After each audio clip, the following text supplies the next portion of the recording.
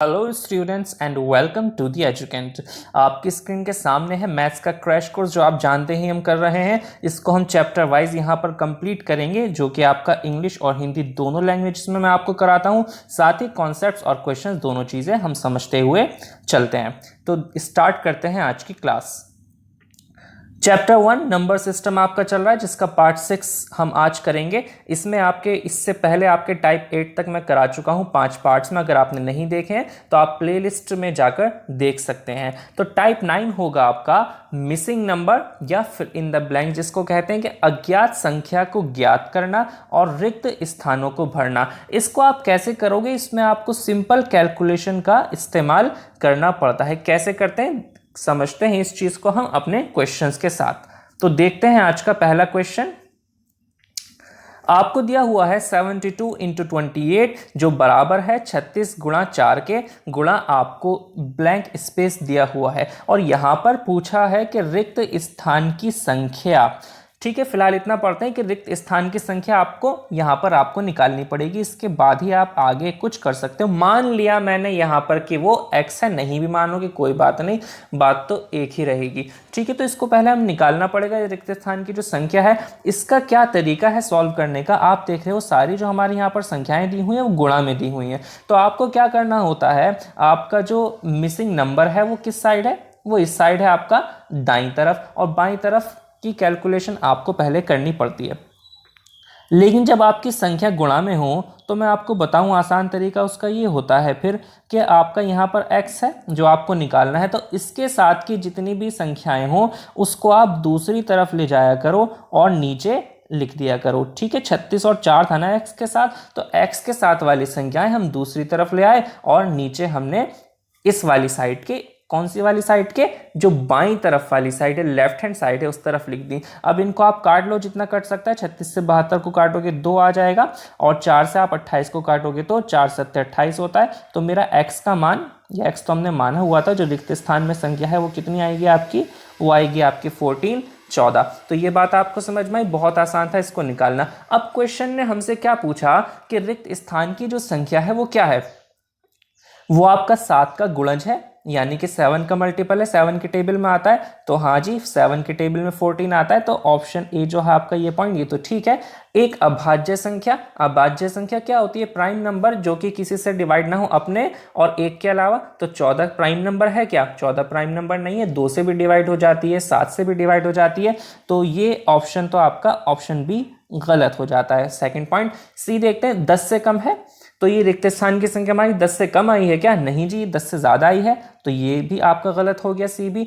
एक सम संख्या है क्या? 14 सम संख्या बिल्कुल 2 से डिवाइड हो जाती है, तो सम संख्या डी आपका ठीक। 56 का गुणनखंड है, 56 का फैक्टर है, फैक्टर यानी कि 56 को 14 डिवाइड करता हो, 14 के टेबल में 56 आता हो, तो 14 चौक 56, 4 से आप मल्टीप्लाई करेंगे 14 की तो आपका 56 आ जाएगा। तो हाँ, 56 का ये जो 14 है रिक्त स्थान की संख्या है, ये एक गुणनखंड है। तो इस तरह से पॉइंट ए डी ई आपके ठीक हो जाते हैं और ये मिलते हैं हमें ऑप्शन नंबर 3 में। तो बात समझ में आई, ऑप्शन नंबर 3 इसका सही आंसर हो जाएगा। क्लियर? चलिए आगे देखते हैं।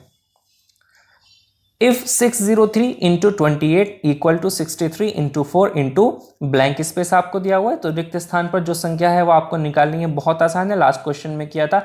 इसको आप अपने आप करोगे और जो भी इसका आंसर आता है वो आप मुझे कमेंट्स में लिखकर बताओगे। तो देखेंगे नेक्स्ट क्वेश्चन।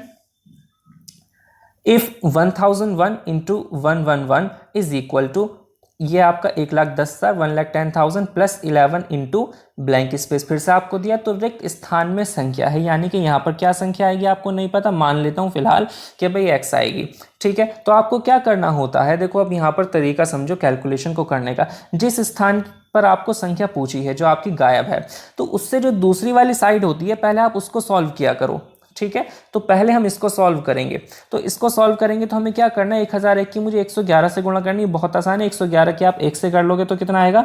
111 ही आ जाएगा। और 111 के फिर 1 से करोगे कितना आएगा? ये भी मेरा 111 आ जाएगा। तो ये पूरी मेरे पास संख्या आ गई, जिसको मैं एक बार सही से लिख लेता हूँ। मैंने क्या किया, 111 किससे गुणा किए तो मेरे पास 111 111 ये आ गया, क्योंकि 111 की इसे 1 से करी तब भी आएगा, और 0 0 तो हासिल वाले दो एक जो है वो मेरे यहाँ पर ऐसे ही मिल जाएंगे। फिर 1 से करूँगा तो ये आ जाएगा। तो बहुत आसान था हमारा गुणा करना, डायरेक्ट मैंने कर ली। बराबर आपको ये सब दिया हुआ है, ठीक है। चलो इसको लिख लेते हैं भाई, 1,10,000 है ये हमारा, इसको हमने यहाँ लिख लिया। और प्लस आपको दिया हुआ है 11 जिसकी गुणा हो रही है x के, यानी कि ये 11 आपका x के साथ है। तो मैंने क्या बताया कि आप जो दूसरी साइड हो पहले उसको सॉल्व किया करो, कर लिया। अब x के साथ जो कुछ भी है उसको सबको दूसरी तरफ ले जाया करते हैं हम। तो हम क्या करेंगे, इस 1 1 1 1 1 इसको तो ऐसे ही लिखा, और ये जो हमारा इधर 1,10,000 था इसको हम इधर ले आए, तो ये माइनस का हो जाएगा, ठीक है। कैलकुलेशन है बहुत आसान है। और x के साथ जो 11 था ये गुणा में था, तो गुणा में था तो दूसरी साइड जाता है तो अपॉन में आता है, बटे में आता है, ठीक है। इसको सॉल्व कर लेंगे।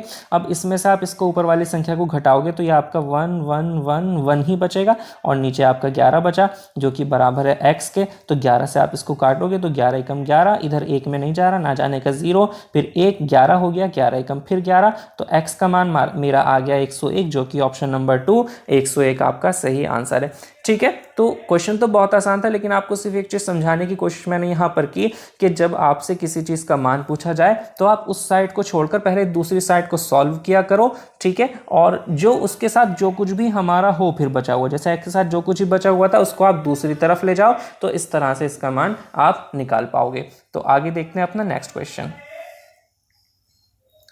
What should be added to the product of 140 into 101 to get 14414? यानी कि इसका जो गुणनफल आएगा आपका, इसमें क्या जोड़ें जिससे कि आपको 14,414 प्राप्त हो। तो इसका जो गुणनफल आएगा पहले तो वही निकाल लो। अब गुणनफल कैसे निकालोगे, देखो आपको कैलकुलेशन आसान करनी चाहिए। जो आपका 101 है इसको आप कैसे लिख सकते हो, आप इसको ऐसे लिख सकते हो, 100 आपने अलग कर लिया प्लस आपने अपना 1 अलग कर लिया, तो ये आपका तब भी 101 हो जाएगा, ठीक है। 101 हो गया तो 101 को मैं 100 प्लस 1 लिख सकता हूँ। अब 140 की गुणा करना बड़ा आसान हो जाएगा। 140 की मैं 100 से गुणा करूंगा तो 140 ही कम 140, और आपका 2 0 इसी तरह से आ गए। अब 140 की 1 से अगर मैं गुणा करूं तो कितना होगा, ये भी 140 होगा, और दोनों को मुझे जोड़ना है तो मैं ऊपर नीचे लिखकर जोड़ लेता हूँ। तो ये हो गया मेरा 14,140, ठीक है। ये बात आपको समझ में आ रही होगी। अब ये हो गया, मुझे क्या करना था, इसमें कुछ जोड़ना था, नहीं पता क्या जोड़ना है। मान लिया x, तो मेरा जो प्राप्त होना चाहिए वो ये होना चाहिए। एक तरीका तो आपका ये होता है कि आपने इस चीज़ को x मान लिया, ठीक है। बिना माने मैं बता रहा हूँ, आप x को मानने की ज़रूरत ही नहीं। जो आपको सामने दूसरी संख्या दी गई है जो आपको जोड़कर प्राप्त करनी है, उस संख्या में से जो संख्या हमारे पास आ चुकी है जो कि ये वाली है, इसको माइनस कर लो, डायरेक्ट आप आंसर निकाल दो। तो मैं 14,414 में से 14,140 जो हमारा आया है उसको माइनस कर लूँगा। 4 में से 0 गए 4, और आपका 11 में से 4 जाएगा आपका 7, इधर बचेगा 2, और 14 में से 14, बात ख़त्म। तो 274 ऑप्शन नंबर 2 आपका सही आंसर आ जाता है। मैंने क्या बताया, जब भी आपसे क्या संख्या जोड़ी जाए ये पूछा हो तो आपको जो संख्या लानी है उसमें से इस पुरानी वाली संख्या को आप माइनस कर लिया करो, आपका अपना आंसर ऑटोमेटिकली आ जाएगा। एक्स वैक्स कुछ भी मानने की आपको ज़रूरत नहीं होती। चलिए आगे देखते हैं अपना नेक्स्ट क्वेश्चन। गुणनफल 1109 गुणा 505 में से कौन सी संख्या घटाई जाए ताकि आपका ये प्राप्त हो। तो इसमें से कौन सी संख्या आपको घटानी है ये तो बात की बात है, पहले आपके पास इसका गुणनफल होना चाहिए, ठीक है। तो हम पहले क्या करेंगे, पहले हम इसका गुणनफल यहाँ पर निकाल लेंगे। अब देखो 1109 और गुणा 505 इसकी कैलकुलेशन कैसे करोगे, इसको भी आसान तरीके से मैं आपको लिखवा देता हूँ। 1109 तो आपने ऐसे ही लिखा। अब ये जो मेरा 505 है इसको मैं 500 अलग कर लेता हूँ इसका, ठीक है, और इसका 5 अलग कर लेता हूँ। तो एक बार मुझे 1109 के 500 से गुणा करनी है और एक बार 5 से गुणा करनी है, मेरा काम हो जाएगा। तो 1109 के पहले 5 से करेंगे, देखो 5 नहीं हो जाएगा आपका 45, ठीक है।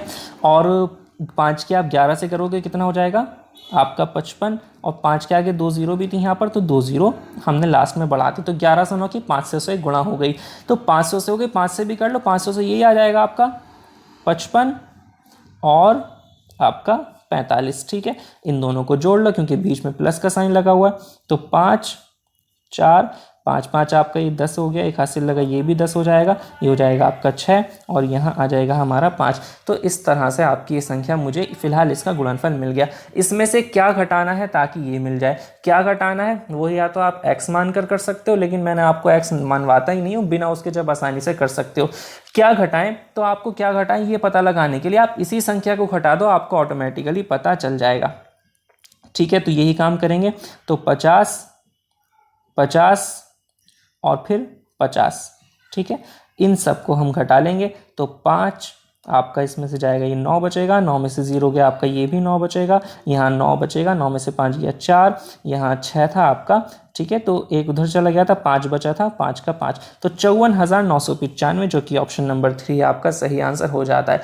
तो एक घटाने वाला क्वेश्चन भी देख लिया, एक जोड़ने वाला भी देख लिया, लेकिन दोनों में आपको क्या करना था, जो संख्या आपको लानी होती है, ठीक है, आप सिर्फ उसको माइनस कर लो घटाने वालों में, और जो आपका जोड़ने वाला हो इसमें से जो आपको संख्या लानी इसमें से वो संख्या माइनस कर लो जो आपकी यहाँ पर निकल कर आई है। तो बेसिकली आप बड़ी में से छोटी संख्या माइनस ही करते हो, तो कुछ भी याद नहीं रखना, जोड़ने वाला हो घटाने वाला हो, क्या करोगे, जो बड़ी संख्या आई है उसमें से छोटी को माइनस कर लूंगा, तो जोड़ना घटाना अपने आप मेरा सही आंसर निकल कर आ जाएगा। ये होती है इसकी ट्रिक। आगे देखते हैं नेक्स्ट क्वेश्चन। मान ज्ञात कीजिए। अब इस क्वेश्चन में कुछ नहीं है, आपको सिर्फ मान ज्ञात करना है। क्यों लिया है, क्योंकि इसमें आपको मल्टीप्लाई भी करनी है, डिवाइड भी करना है, और दोबारा माइनस का साइन आ रहा है, फिर मल्टीप्लाई का, तो आपको स्टेप वाइज करना होता है। एक आपका जो बच्चे सीखते हैं छोटी छोटी क्लासेस में, एक रूल होता है बोर्ड मास, ठीक है, BODMAS, ठीक है, जिसका मतलब क्या होता है कि आपको इस सीक्वेंस में चीज़ों को सॉल्व करना पड़ेगा। सबसे पहले आपको ब्रैकेट सॉल्व करना पड़ेगा, उसके बाद ऑफ अगर लिखा हुआ है तो ऑफ, फिर D से डिवीजन, M से मल्टीप्लिकेशन, A से आपका एडिशन हो जाएगा, और S से हो जाएगा सब्ट्रैक्शन, यानी कि गुणा। सबसे पहले आपका भाग, फिर गुणा, फिर ऐड, जोड़ना, फिर घटाना, ठीक है, इस तरह से आप सॉल्व करते हो। तो सबसे पहले मुझे इस सीक्वेंस के हिसाब से, इस क्रम के हिसाब से, इस पूरे जो क्वेश्चन है इसमें क्या सॉल्व करना पड़ेगा, जहां डिवाइड का साइन आ रहा है वो यहां पर आ रहा है, ठीक है। तो 21 को मुझे 7 से डिवाइड करना है, मेरा कितना आ जाता है, मेरा 3 यहाँ पर मुझे मिल जाएगा। कर लिया मैंने, सबसे पहले ये काम किया। फिर क्या करोगे, फिर आता है मल्टीप्लाई, जहां जहां आ रहा हो मल्टीप्लाई, यहाँ मिल गया मुझे, ये रहा 12.5 की 3 से करोगे, ये हो जाएगा आपका, क्योंकि 12 या 36 होता है, और फिर 0.5 की 3 से करोगे तो 1.5, तो ये आपका 37.5 हो जाएगा, ठीक है। बीच में माइनस का साइन था, माइनस का लगा दो।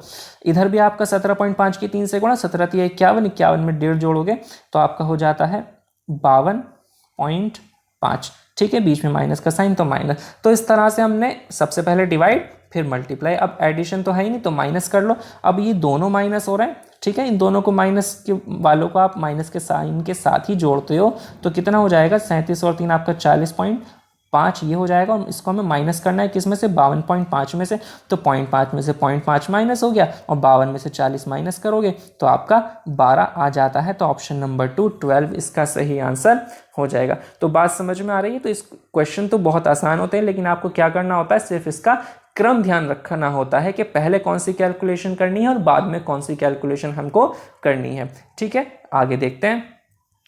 अब जो क्वेश्चंस हम कर रहे हैं, अपना नेक्स्ट टाइप है वो है क्वेश्चंस बेस्ड ऑन पैटर्न। प्रतिरूप पैटर्न जो होते हैं उस पर आधारित जो क्वेश्चंस आपके एग्जाम में आए हुए हैं, सिर्फ यहाँ पर वही क्वेश्चंस मैं आपके ले रहा हूँ, इससे ही आपको बात समझ में आ जाएगी कि क्वेश्चंस होते किस तरह से हैं।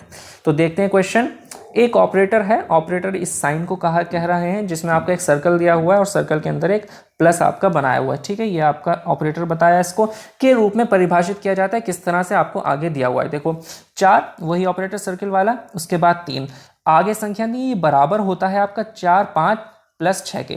तो इसका मतलब ये होता है कि जो जहाँ जिस संख्या से ये स्टार्ट करते हैं वही संख्या ये आगे लिखते हैं, ठीक है, और कहाँ तक चलते हैं, जितना यहाँ पर संख्या दी हो 3, यानी कि 4 5 6 3 संख्या है, 3 यहाँ पर लिखा हुआ तो 3 संख्या इन्होंने लिख दी। आगे पढ़ते हैं 5, यानी कि 5 से स्टार्ट किया, और कितनी संख्याएं लिखेंगे, जो आगे लिखा हुआ है 4, तो 5 6 7 8 4 संख्या इन्होंने आगे लिख दी। इसी तरह अगली लाइन में आपका 6, तो 6 से स्टार्ट किया, यानी कि पहली संख्या जो दी हुई है उसको तो ऐसे ही लिख दिया, और उसके आगे जो आपका इस 4 जैसे दिया हुआ है तो 4 संख्याएं टोटल ये लिख देते हैं, एक एक बढ़ाकर 6 7 8 9। तो अब हमसे पूछा n सर्कल के बीच में प्लस का 8 का मान होगा, तो इससे मुझे ये पता लगता है कि मेरी जो यहाँ वाली संख्याएं हैं वो उसी से स्टार्ट हो जाती हैं जो मेरा पहला अंक या पहली संख्या होती है वो मेरी जो है वो यहाँ पर कितनी है, वो है हमारी n। ठीक है, तो n आ गया पहला। इसके बाद कहाँ तक मुझे चलना है, n के बाद 8 है, यानी कि मुझे 8 संख्याएं लिखनी है। और किस तरह से लिखनी, एक बढ़ते हुए कि n अगर मेरी संख्या है तो अगली संख्या क्या होगी, एक बढ़ाओगे तो n+1, फिर क्या होगी n+2, फिर क्या होगी n+3, इस तरह से करते करते आखिरी आ जाएगी n+7। ठीक है, n+8 नहीं आएगी, वो तो नवी संख्या हो जाएगी, क्योंकि पहली कौन सी थी आपकी, ये थी। ये कौन सी, ये दूसरी है ना, ये कौन सी है, तीसरी। तो तीसरी में n+2 आ रहा है, तो इसी तरह जो 8वीं संख्या मेरी होगी वो n+7 हो जाएगी, क्योंकि यहाँ अगर 4 लिखा हुआ था तो यहाँ पर 4 संख्याएं लिखी थी। अब यहाँ 8 लिखा हुआ है मेरा n+8, तो मुझे 8 संख्याएं लेनी पड़ेंगी। बस इनको प्लस करना है, इनको प्लस कर देखना है। तो हर संख्या में देखो 8 संख्या है और हर संख्या में n आ रहा है, तो कितने n हो जाएंगे मेरे, ये हो जाएंगे 8n। ठीक है, और इसके आगे जो संख्या यहाँ से शुरू 1 2 3 4 5 6 से लेकर 7 तक आपकी संख्याएं आ रही हैं, तो इनको जोड़ोगे आप, 1 से लेकर आप 7 तक की संख्याओं को अगर जोड़ते हो तो इनका टोटल हो जाएगा आपका 28। ठीक है, तो n में तो आप 28 नहीं जोड़ सकते, n अलग चीज़ है, एक अल्फ़ाबेट है। ठीक है, तो 28 आपका एक न्यूमेरिक नंबर है, तो इसको प्लस कर कर ही इसी तरह लिखा जाएगा। तो 8n+28 जो कि आपका ऑप्शन भी है, ये आपका सही आंसर इस क्वेश्चन का हो जाएगा। तो पैटर्न वाले क्वेश्चन में आपको क्वेश्चन को पढ़ना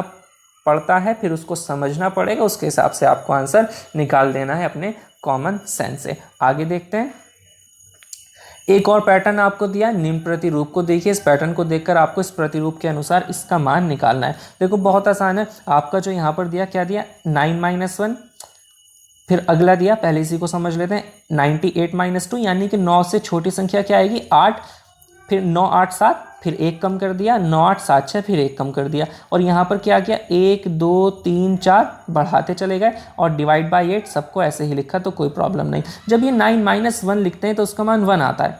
ठीक है, तो अब आप इसको ऐसे ही समझ लो, बहुत आसान है, क्योंकि 1 है तो एक संख्या, 2 है तो आपके 2 अंक आ गए, 1 और 2, 3 है तो 1 2 3 3 अंक आए, 4 है तो 1 2 3 4 4 अंक आए। और जब यहाँ पर 6 है जो आपसे पूछा, तो कितने अंक आने चाहिए, हमारे सेम चल रहे थे ना, 4 में 4, 3 में 3, 2 में 2 और 1 में 1, तो 6 में आएंगे आपके 6। और 6 कौन से होंगे, सिंपल है, 1 2 3 4, तो 1 2 3 4 5 और 6, क्योंकि आपके 6 अंक आने थे, तो ऑप्शन नंबर बी ये आपका सही आंसर हो जाता है। बात समझ में आ रही है आपको?